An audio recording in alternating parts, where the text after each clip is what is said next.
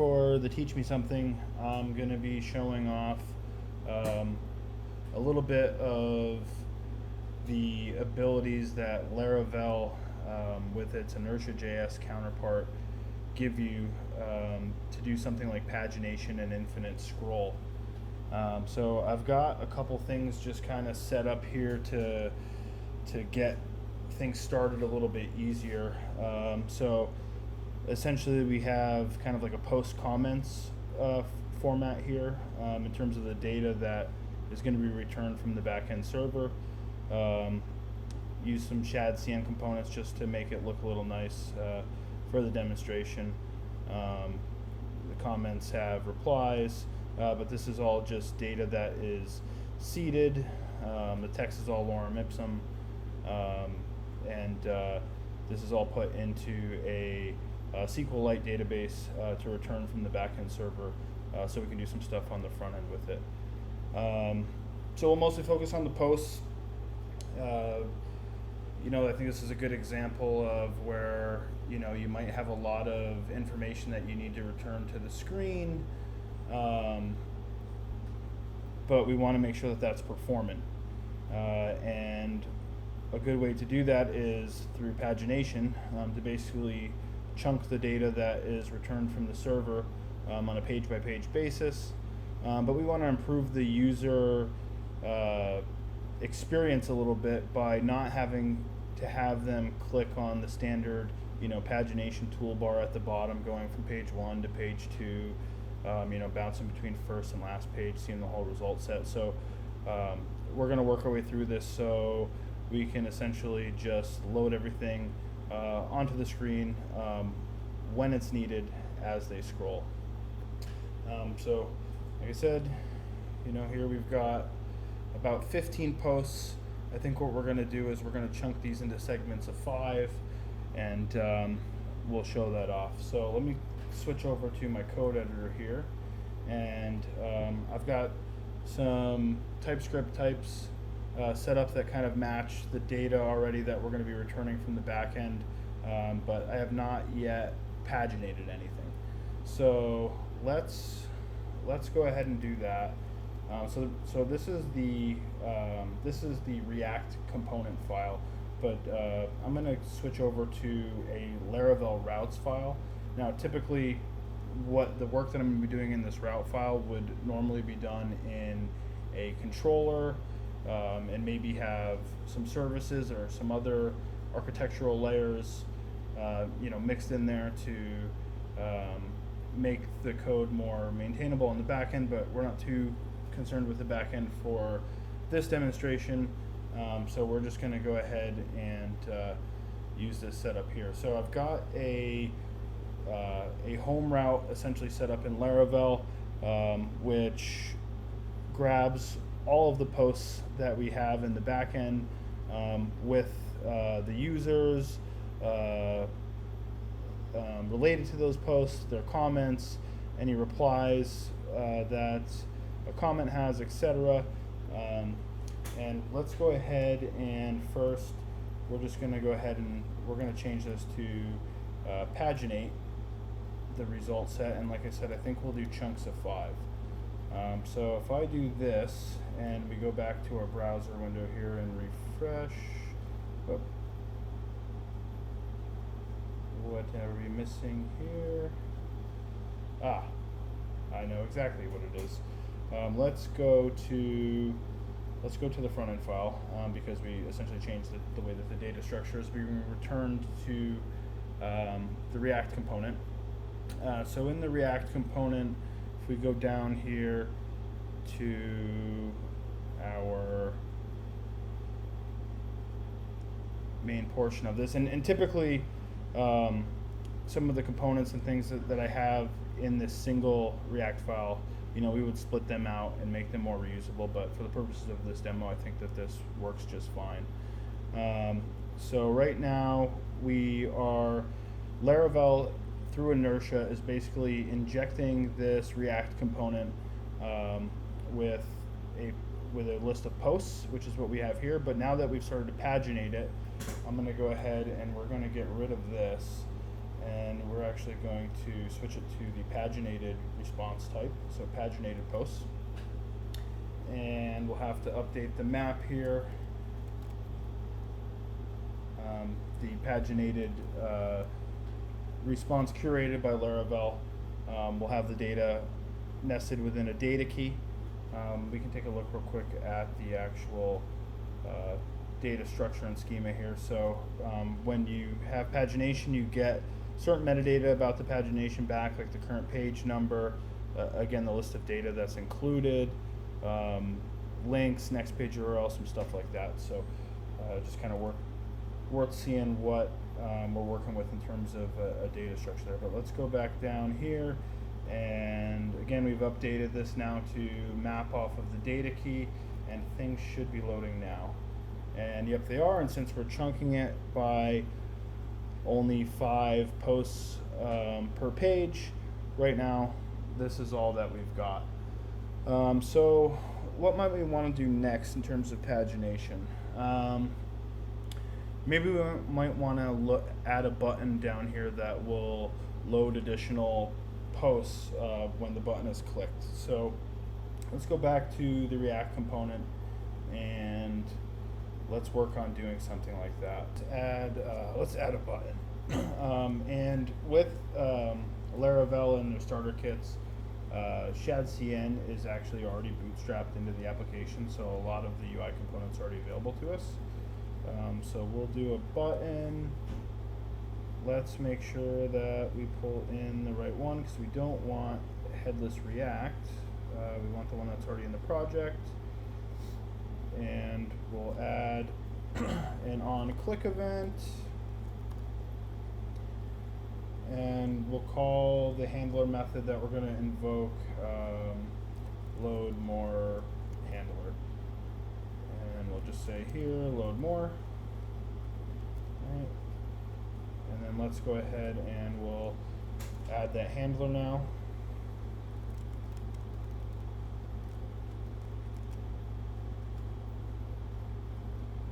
And then now what we can do is, with inertia, there are basically various hooks in their React implementation that we can utilize for routing, which work very well with Laravel. So we're going to pull in the router, and in this case, we want to use the reload method, and that takes a set of options.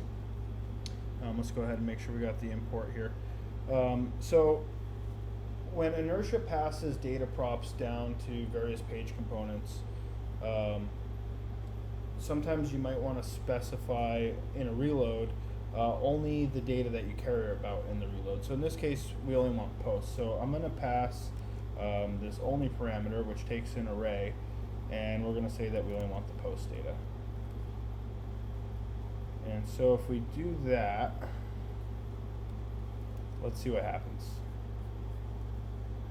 We'll reload, and we've got the button here now. If I click that, nothing. Let's open the network tab and see if it's actually doing anything. Press the button. It does actually make the call, but it's just getting us the same set of data that we've already got. So what we really need to do is we need to pass it some additional data options, and we want to specify that which page we want data to load for. So let's go ahead and access some of the properties that are available to us in the paginated return. So we want the current page, let's say current page +1. And if we do that, let's see what happens now. We'll reload the page, so we got kind of a fresh view here. If I hit load more, oh sweet, we've got items 6 through 10, but that's not quite what we want, right? We still want the first chunk of posts to show up. We want this to be additive. And so what we need to do is we actually want to merge the array of new post data with the existing post data that was already loaded on the page. And so we'll go back into here and we'll go to the Laravel backend side, and what we can do is we have the pagination here, but there's actually an inertia feature in Laravel called merge that we could call on posts. Now, this is the way that things are intended to work. However, there is an open GitHub issue with inertia that's still not working correctly when it's dealing with objects. So there's another solution that we're going to have to take here.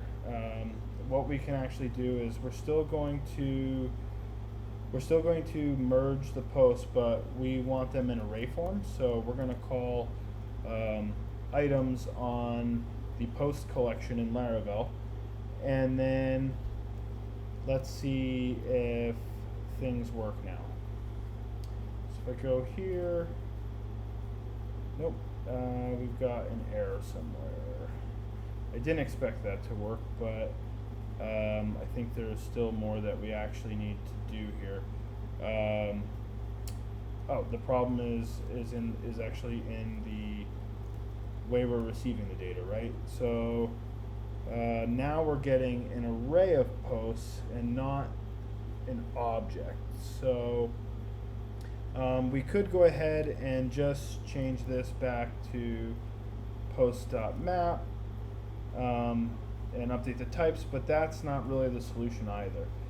So what we need to do is we actually need to pass the pagination information separately, and there is a nice utility in Laravel where we can call this array class, and we'll say we want everything in the array, and we'll convert the posts to an array, but we don't want data because we're already getting the post data here.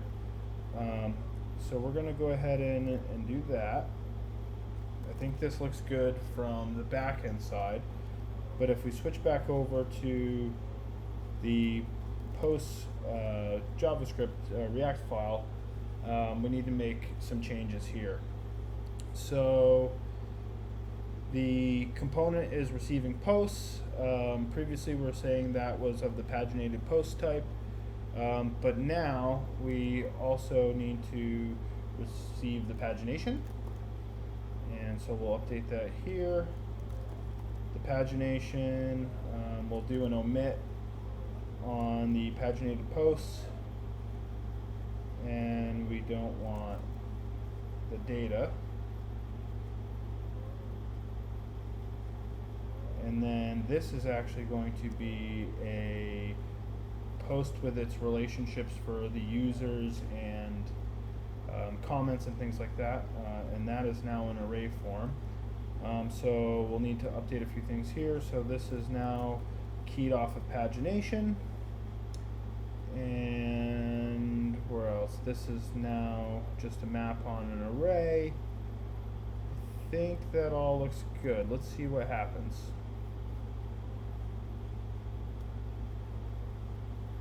Alright, we hit load more.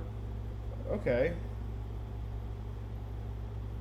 Looking good, right? We've got 1 through 5, 6 through 10. Let's press it again. Oh, we got 6 through 10 again. Why is that? Well, the reason is now we're passing multiple data properties, both posts and paginations here. But we're still pragmatically just saying pagination current page +1, but on the reload we're not telling the pagination data to be updated. So that's what I missed here. We can go ahead and pass pagination to here now, and let's give it another whirl. We'll reset this, load more. Now we got 6 through 10. And if things are nice, we'll get 11 through 15 in. Okay, great. We did. So for pagination, this seems to be working now, all with relatively small code changes. which is kind of cool. But the ultimate goal here is the infinite scroll. So we're going to go ahead and work on that now. So let's go back into here. We've got the backend returning the data how we like it, but we want to do infinite scroll. And Inertia has this nice component that is actually a wrapper around the intersection observer API that is really neat and really easy to use. A lot simpler than manually writing the code necessary to interact with the intersection observer API. So we're going to go ahead and give that a try. So we're going to go ahead and pull that in here. I guess we don't need the button anymore. So the component that Inertia has is called when visible. And so we'll add that here. And it takes some different parameters that we can pass to it.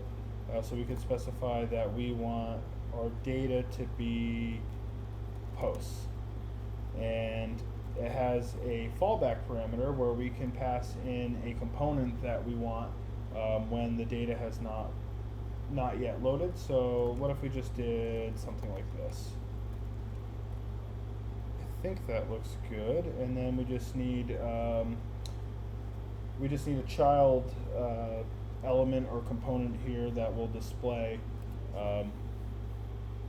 that will render inside of this when visible component. So for this, let's just say something like you have reached the end of the post. And I don't know, maybe we'll make that just a div unstyled. Let's go ahead and import the when visible component from Inertia and see if that works.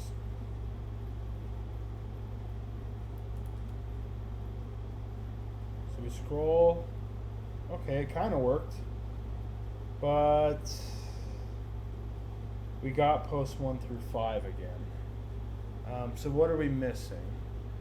Well, with the button, we were using this load more handler, which called the router reload, and it specified that we wanted these two pieces of information to be reloaded, and we were passing it that we wanted the current page for our place in the pagination tree +1. So maybe what we can do is actually do something very similar to this, but with the when visible component.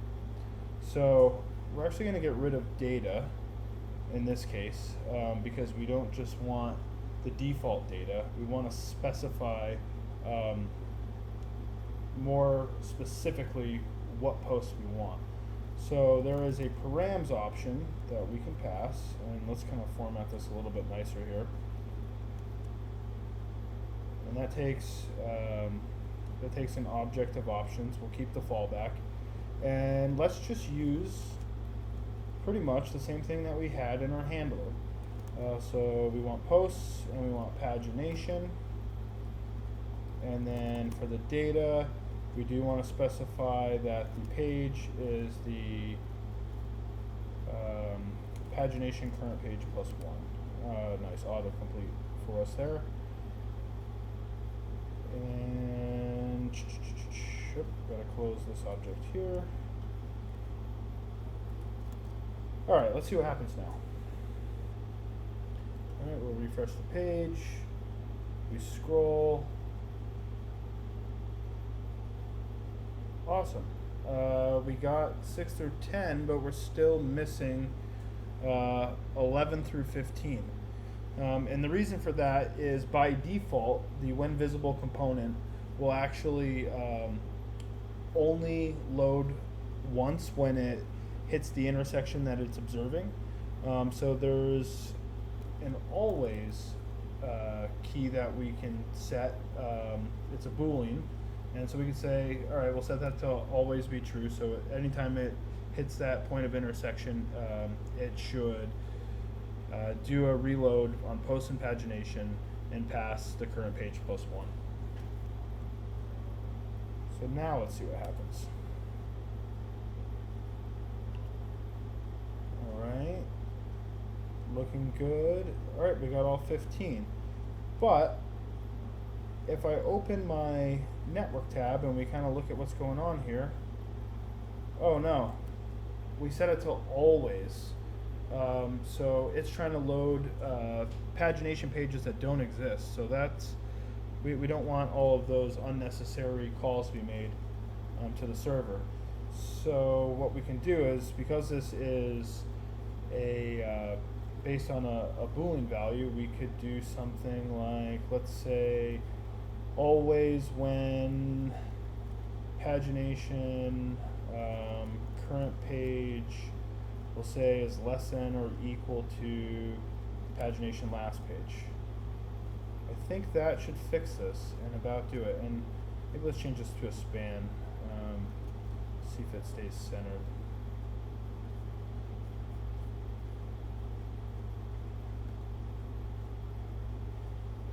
Yep, we need to fix that there.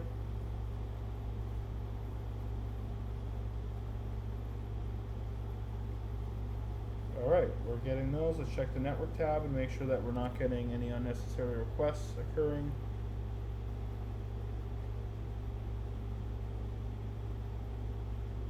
No additional calls. Let's just monitor it now when we do it fresh. And actually, let's